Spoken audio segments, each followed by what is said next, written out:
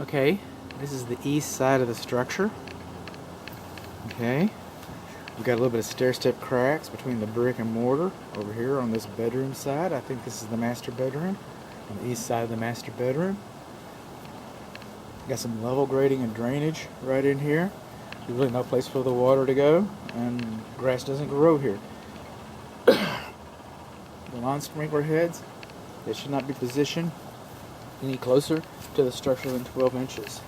And we got some spalling over here on the cement. It's breaking away.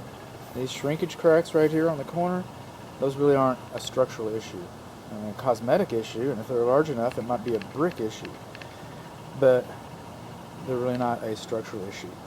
The spalling may or may not be. Okay, get a better look at the grading and drainage there. Then over here we have a little bit of negative drainage. This is the southeast corner of the master bedroom. Rain gutters too close again. Stair-step cracks underneath these south windows. This conduit, PVC pipe, runs to that electrical receptacle outlet over there on the porch. It runs into the yard and it comes out here somewhere. I'm not sure if it goes next door. I don't know what that is. Okay, or what that means. Moving on along. Stair-step cracks between both of the bricks. It looks like there might have been some brick repair here, or maybe not. Okay, I'm looking for inconsistencies. This is galvanized piping for the faucet. Okay, that's no longer acceptable. That's the main shutoff valve right there. If you have a problem with that, go to the meter, because if you turn that off, it's going to break, and then you're going to fix whatever's inside, and you come out here and you're going to dig that up and replace it. This faucet should have been supported with a piece of bar. It should have been insulated, and it should have had a vacuum breaker on it. The steps coming out to the back patio obviously are too high. Apparently there was a deck here, or was to be a deck here. This is supposed to be an in-use cover. Okay, does that extend? It does. Okay, that's GFCI protected. We've got negative drainage along the south side of the house here. And we got some pretty good cracks on the patio. That can cut somebody's foot, somebody's bare foot right there. We had some repair on this patio before. Okay, moving along. Electric power is above grade. The meter is over here. The tree's way too close to the house. The meter should have been sealed on its sides and its top to help prevent moisture from entering that way. We've got a wooden garage door showing signs of its age. Okay. We've got a bird's nest here. Looks like there used to be a light fixture. Alright, so we got birds in your attic. That's what we got. Moving on along. Rain gutter's kind of boogered up. Discharging water too close to the house. This structure does have soffit vents, so you've got a mixed vent system on the roof. Okay. These fences, these automatic gates, are beyond the scope of this inspection. And coming along here, I see that it does have a warning notice, so I would have called that to your attention. Over here, see those shingles that are boogered up over there? There's all shingles on the gable end. That's squirrels. Squirrels trying to get in, sharpening their teeth. Either or. Coming along here on the rake edge.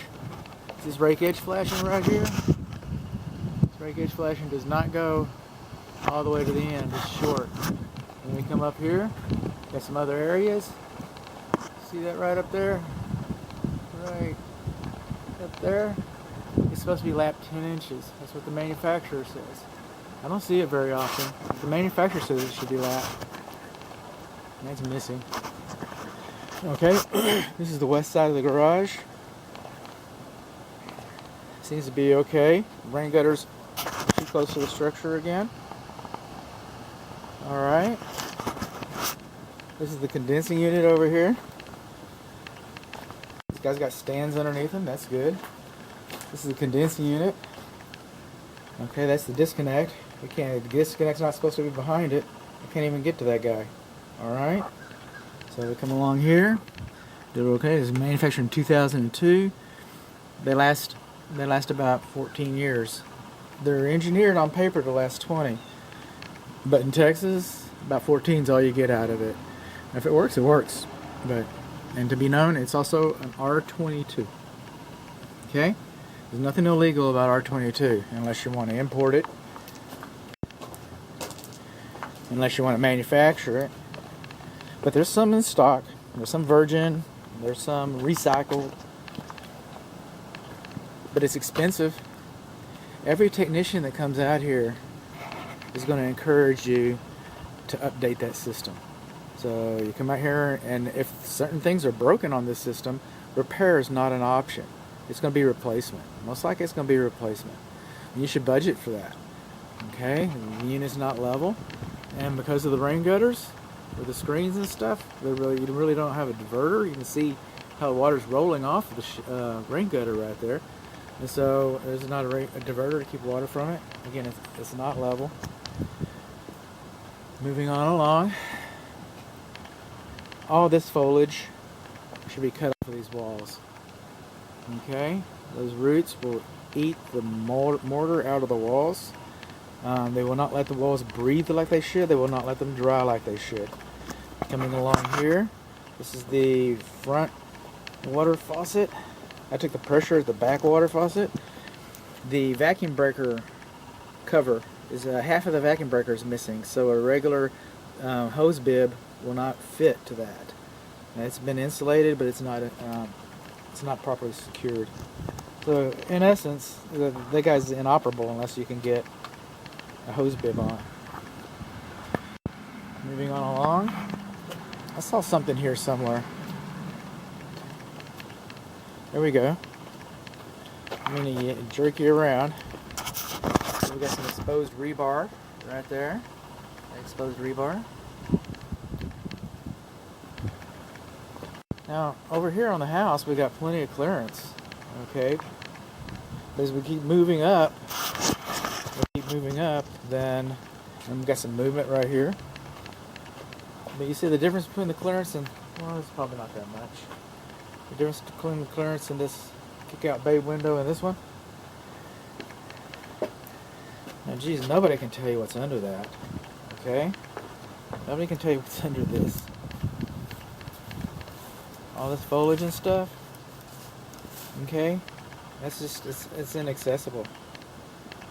So, enter that will be on the termite report as well. We've had some movement, so these steps are no longer dimensionally uniform. This step is higher than 7 3/8 inches, as are the back patio steps. And you see little holes like this on your patio, okay, and your porches, okay, those are called drill holes because they drilled them. And the only reason for holes like that is to install product, which is code for poison.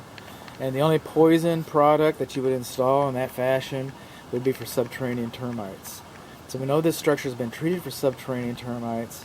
We don't know who treated it, we don't know when it was treated, and we do not know what it was treated with. But we do know that the structure was treated. Again, all this foliage should be cut back off of here. I wanted to come up, because I couldn't do this on the roof. And there it was, I was standing right on top of it, I was standing above it, no, not on top of it. I didn't walk that particular section. You see those big ridges, those horizontal ridges? Okay? We got some framing issues going on underneath that. That's not your normal regular, typical warping from loose underlayment. There's something going on, either with the purlin struts, the board. But something's caused that kind of movement. It's not just because. Okay, moving on along here. Again, trees too close. But that back one was a doozy. And then all these bushes, they should be cut back away from the structure.